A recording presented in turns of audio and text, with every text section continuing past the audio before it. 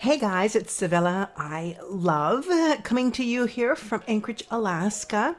And here on this channel, we are getting back to living and loving life again after a major life-altering loss, such as being widowed. Now, many of you out there are dating widows or you are a widow. And so all of the content in this channel really will help you to get more in tune with what you may be feeling or experiencing, getting into. And if you are in love with someone who's a widow or a widower, it might help you to better understand them. So tonight, what I'm talking about is dreams. Okay, so a lot of people have dreams of their loved ones on the other side. Now, some people aren't sure if they actually believe in the other side or not. They're not sure if death is the end to be all ends. They want to believe that there's something on the other side, but they're not quite sure.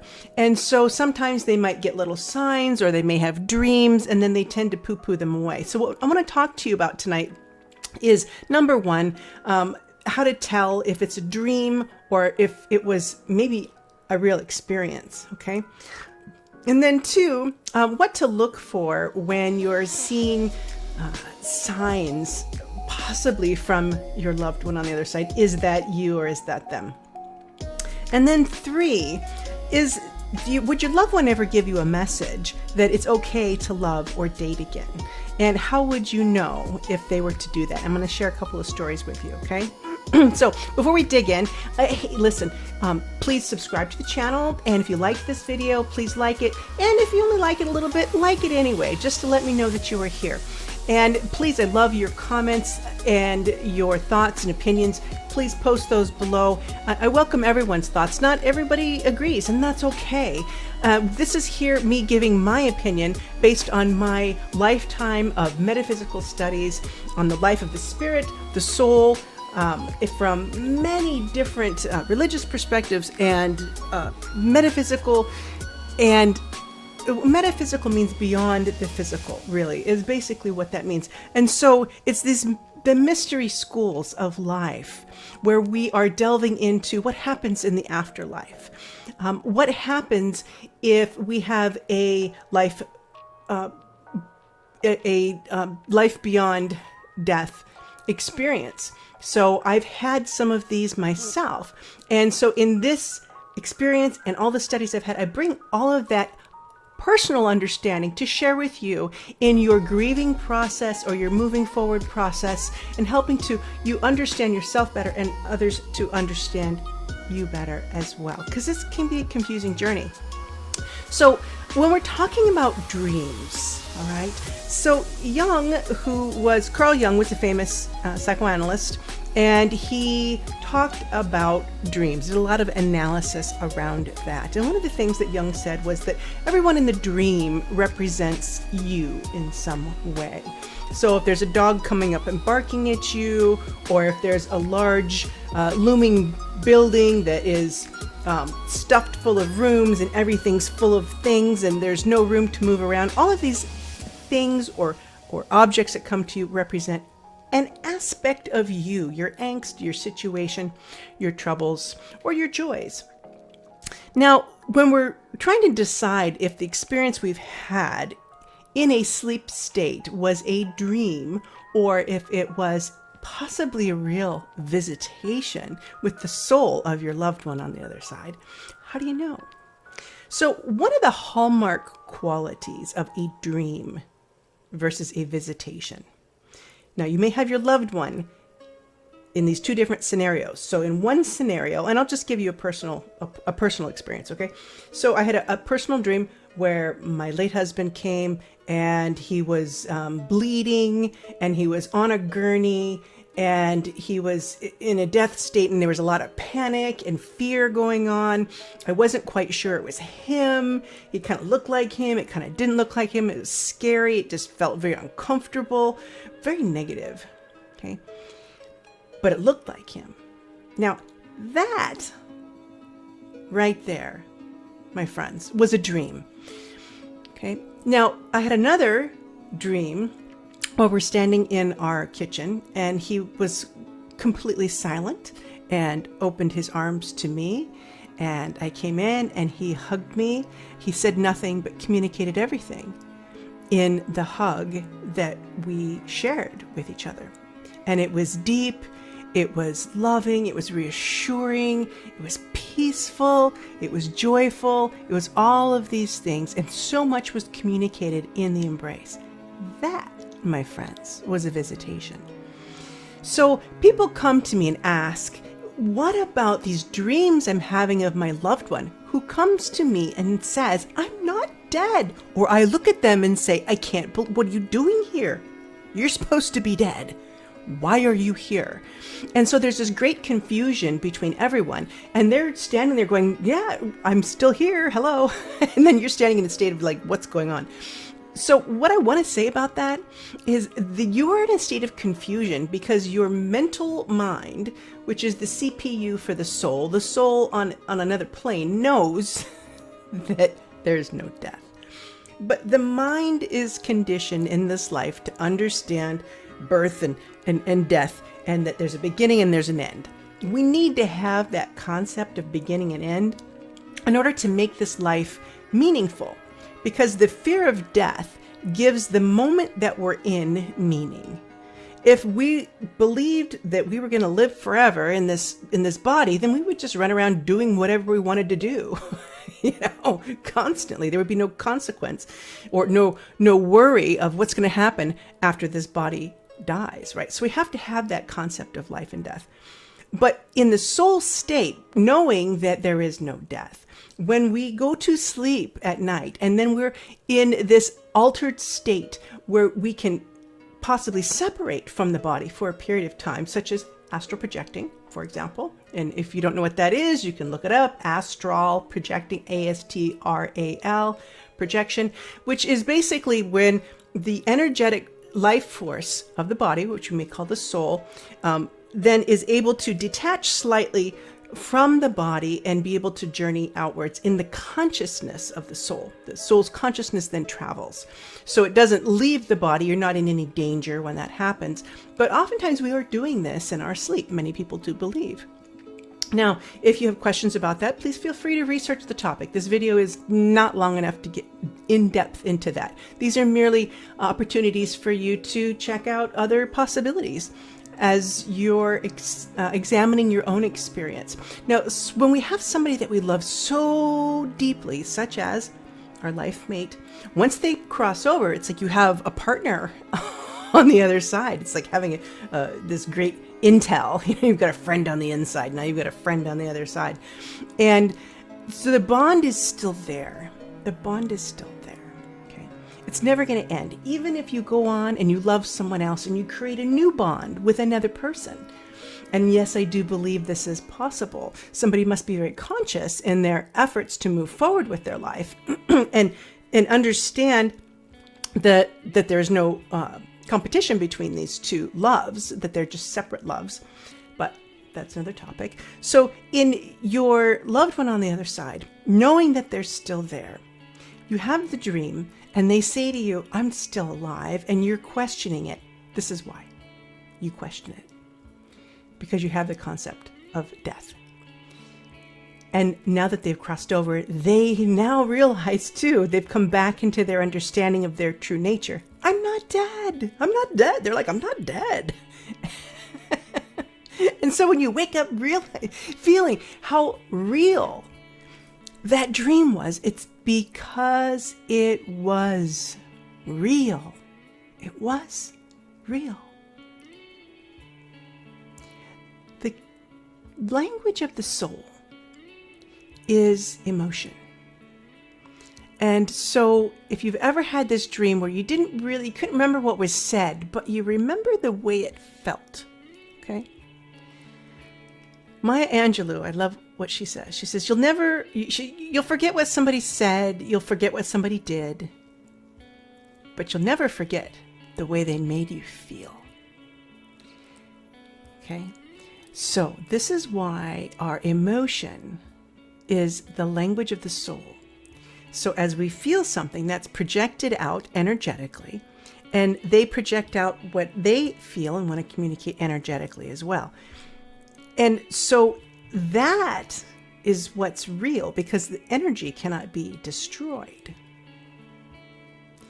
Now, when our mind is trying to make sense of all of this, it's very difficult to conceptualize life beyond this physical world. Even when we say we believe in an afterlife, it's hard to conceptualize.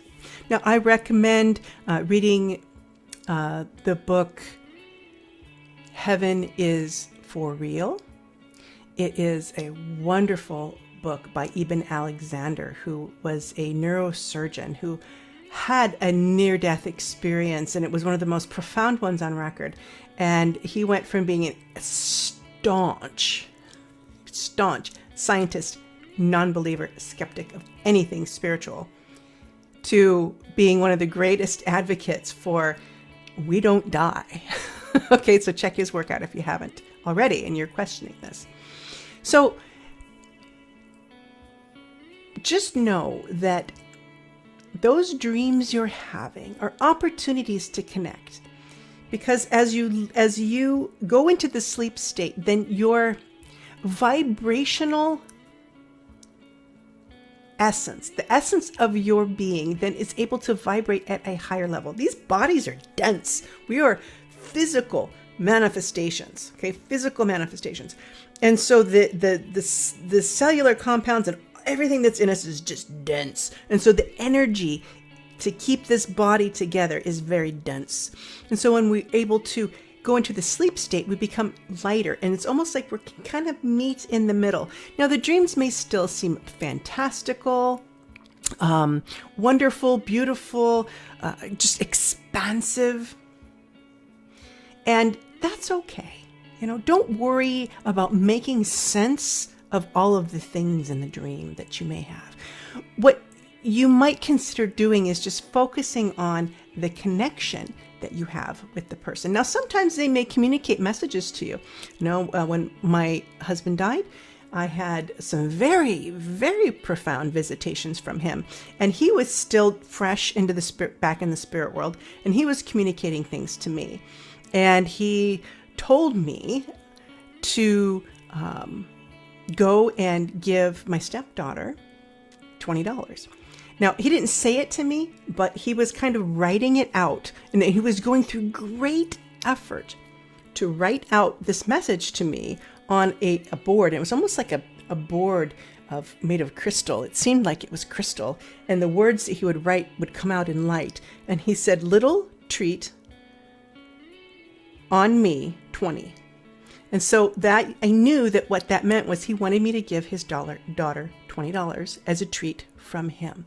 Now, what that meant was that I was usually the one that gave her $20 to go get something to eat or, get a little something at the store.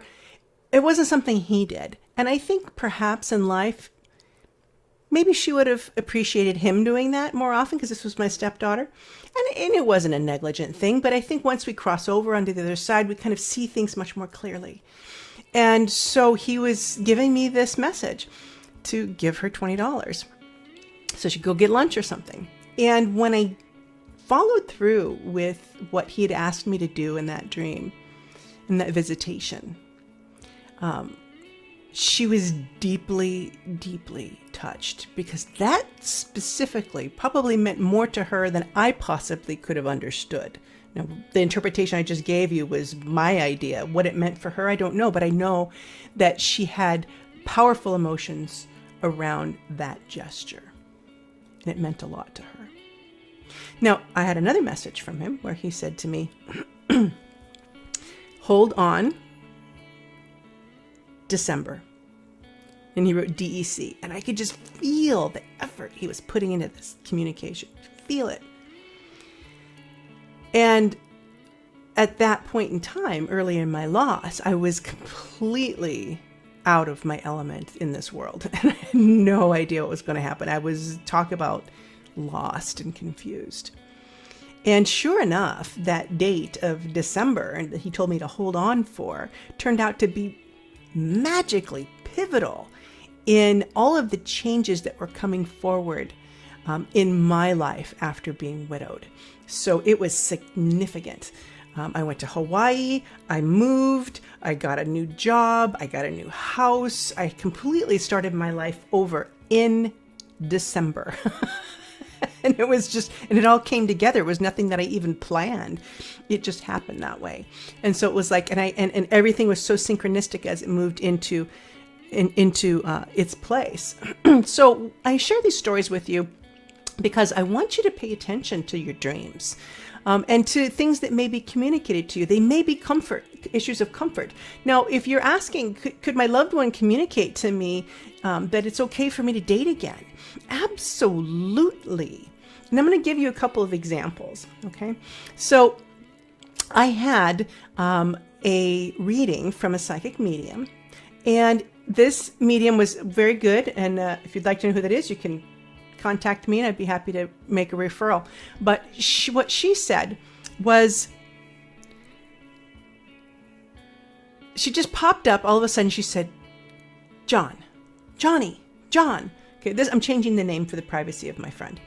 But Johnny. And I was like, what? I don't know anybody named John or Johnny. I'm sorry. It was kind of out of my context. But what I realized after the reading was that, oh my God, I had, yes, actually, I do know somebody named John. It was my coworker who died probably a year or so, year and a half prior. And I had told him that day in my mind, hey, I'm going to have a reading tonight. If you want to pop in and say hi, you're welcome to. And I had completely forgotten about that during the reading because I was looking to hear from other people. Not a friend, but, my relatives or my loved ones. And so I thought, oh my God, how much effort that must have taken for John to come through that medium and for his name to come out, because it's really a big deal when a medium gives a name and gets it right. It's a big deal. That's like the top, that's like creme de la creme in mediumship, is to get a name right. And so what I did was I realized this was a name of my friend, and I needed to call his widow and tell her that I had heard from him. Now, his widower was very skeptical of anything afterlife, spiritual, any of that. She just really generally didn't believe. She maybe wanted to believe, but just didn't. Very scientific.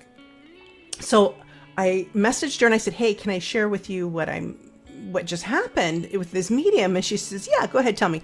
And I said, she just came through and said, John. And I explained to her what happened. And I said, and I realized that this wasn't for me, that this was for you. And it was my job to come tell you that he came through and said, was present. And she was like, oh my God, Sevilla, you're not going to believe this. She said, but I was on my first date that I've had since he passed. She said, I was walking into the restaurant when you messaged me to tell me he came through. She says, and in that moment that you messaged me, I was racked with guilt about going to see someone else. And I said, and now I was running a group at the time called Permission to Love Again. And I said, isn't that interesting that the name of my group is Permission to Love Again? And John just came through. And I happened to message you exactly when you're going on your first date. Now, that is a message, folks, clean and clear, that our loved ones on the other side are our partners. They don't want us, if we choose to, of course, they don't want us to be alone.